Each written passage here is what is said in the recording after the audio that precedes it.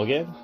This is actually it will be a part 2 podcast. I have another podcast that talks about, you know, Porky's. This will be part 2 in a series of Porky's movies. There's a part 2 that I have on a series, other podcast that gets in depth in the first movie.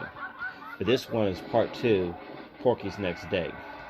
The summary of Porky's is basically high school students, you can probably hear in the background, high school students trying to get laid and all that kind of things and feeling miserably.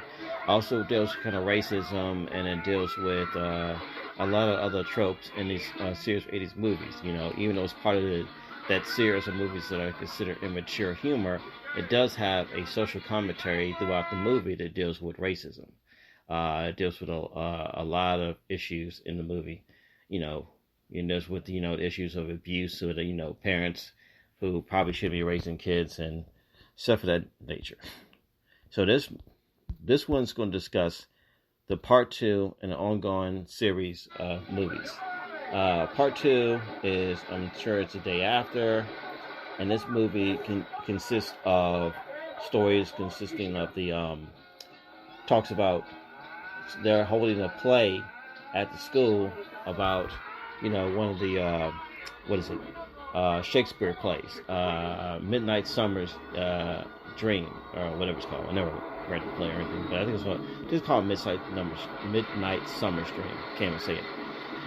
And some religious nutcase complains about it being impure and stuff like that, and then the Klan gets involved and all that kind of stuff, and it's kind of a big big shit show and whatnot. But one of the things it does also have a trope, and it talks about the racist indications in this movie too, dealing with the interracial kiss between a Native American man and a white girl. So this even more gets in depth and talks about issues of racism as well in this movie. This movie also is part of the ongoing, stories of racism and whatnot, in this one too, and kind of the quirky humor and stuff. The movie ends at the end of this movie. One of the characters, Pee Wee, is finally losing his virginity. So this one right here is still in that kind of storyline. Oh yeah, I kind of forgot Tommy Turner, the guy with the stick out in the bathroom, whatever, gets his own stick ripped off. And Beulah Ballbreaker basically just hide in the bushes to attack his wiener. I don't know why she didn't do that. That's kind of weird. She took it a little too far. And these movies back in the day, these movies are kind of weird because for some reason the teachers or the principal was just hard on getting one student. I mean, I don't know why that was important to get this one student, but it is what it is. Okay, this movie starts off like in the first one. Pee Wee wakes up out of bed with a full-on erection, probably again. I got laid! Oh, well, yeah, he's talking about how he get laid. Okay. I thought he had an erection in this one too, but he wakes up kind of special. But the movie starts off in a similar fashion, like the one where he measures his wiener again. Okay. Well, what? What's with the ruler? Or Stiffy. Yeah.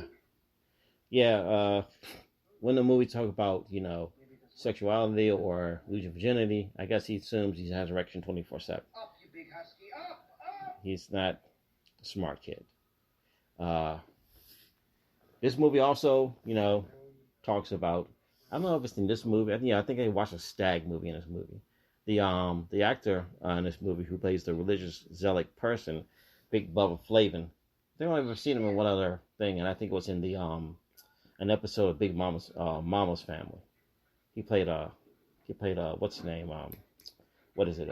He played a plumber or something.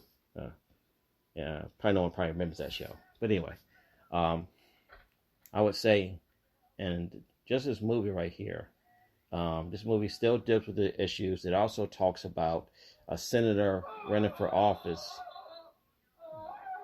Yeah, his mom walks in there again. People don't believe in locking the doors. Yeah. You can hang a coat hanger on it, pecker. Yeah, yeah, I'm sure it does. Probably don't break it. Yeah, don't need to. Hilarious. Oh, his mom finds this chart. I wonder if his mom's gonna flip out. Her eyes getting really big. It's hilarious. Yeah, that was kind of special back then. Okay.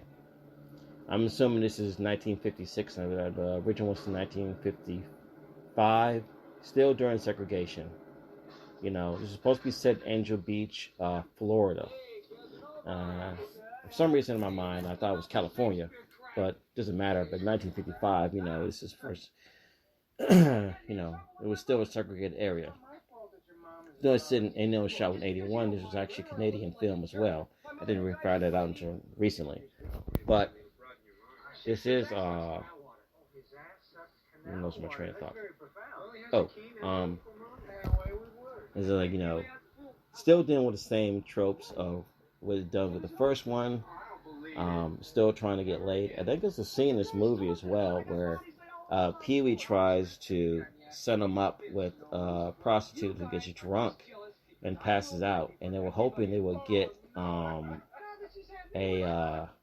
zombie to come out the grave. Oh, the zombie was drunk though.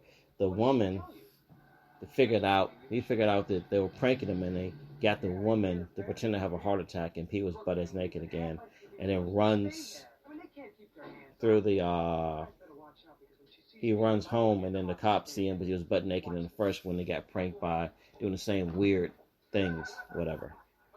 But in this one, it's she tries to prank them, and it backfires. I like the zombie. The guy with the zombie makeup was actually pretty good. I mean, yeah.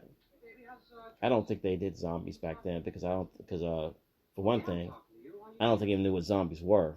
But when George Romero came out in 1960 something, so that trope didn't exist. I think zombies back then was more of a mind control. But anyway, it's irrelevant. I'm going off topic. In this movie, it also deals with a little more of that inappropriate relations where Wendy, who plays Pee Wee's girlfriend in this movie, a friend of her family who's running for office, kind of alludes to the fact that he's going to have sex with her interested in high school.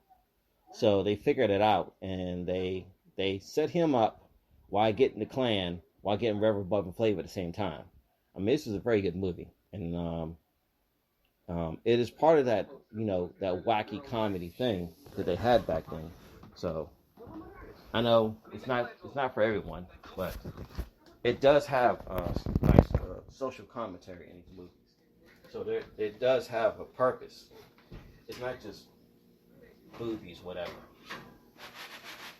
It also it tries to tell a story or whatever through its immature comedy. It does have a purpose. Let's put it that way. Probably. And when I do the third one, the third one's not as good, but it's still a good movie. Still worth watching. Don't get me wrong. It didn't have the same quality as the original ones. Because this one, I think, Meat ends up meeting up with some girl that was what's her name's daughter, who was ass ugly. Well, she seemed ass ugly as a kid, but she's not horrendously ugly. She was not that attractive. But anyway, these movies still hold up. The humor still holds up. The whole thing with Beulah Ballberg grabbing Tommy Turner's wiener and basically yanks it off, and Kim Cattrall having sex locker room, getting smelled dirty underwear. Or in this one, Reverend Bubba Flavin talking to his flock about the tropes of sin and degradation, and then it turned out my man's like watching dirty movies. Yep. I was like, that's Reverend Bubba Flavin's. Yes. Oh, so saith the shepherd. So saith the flock. That accent. That to me is the quintessential Southern Baptist preacher. Yeah, let me tell you something. Yes. I'm from the deep south, and this is how they talk. Yes. Kind of like Brother Love from WWF. I love you. Yes, the other day. Yeah, that character. Wow, that's a little harsh. Oh, this is a time when Tommy, not Tommy, but Pee Wee is trying to find the sluttiest girl, but she doesn't exist. You know, I'm going over a place because I only got it's only a 15-minute podcast on this podcast thing, but basically, Well, I think he asked Big John if he could fix us up with his sister for a gangbang. oh no, Could be. He's desperate enough. Boy, yeah, it's only a 15-minute podcast, so I'm trying to cram as many, important things in this thing in this 15 minutes. I'm gonna do a longer one on the movie itself on my other podcast. But right now, I'm just going to get like a summary of it. But the summary is just breaking down. It's like the sequel to the first one. Basically, the second one, they deal with the racism. They're dealing with the complaint of a Native American boy kissing a white girl. The basically the improprieties of the place, and it's sexual and dirty and inappropriate. And these Southern preachers saying how dirty it is. And he's a bigger pervert than they are. Watching stag films. It's a weird thing, that's what I was saying, a stag film. But the gist of it is, in this movie, it's an election at the same time, dealing with the racism. The electoral guy who's running for office, he doesn't deny, he doesn't basically shun or denounce the Klan. Is basically saying there are good fellows or whatever he said. I don't know, he says something crazy. But when Wendy finds out that he is up to no good, she basically gets him back by going down to Florida or wherever he's running it and pretends to be some trollop or something like that. It's kind of funny. She had her fake boobs filled up with cannibal soup or something. You would think they'd be here. I don't think anyone's boob shakes around like that. It's disgusting. But basically, this movie's worth watching. And hopefully I'll get more in depth. On the third one, I'm going to try to do a summary on the third one as well. When I watch that and try to do a quick summary.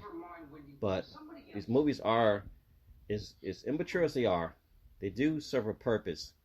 And they are good movies. So, even though it's a titty film and, it's the 80s, and 80s, there are a lot of sketchy things in movies. But there are some qualities in this movie that hold the test of time. And it just has a nice, talks about, social commentary and whatnot. So, thank you and good night.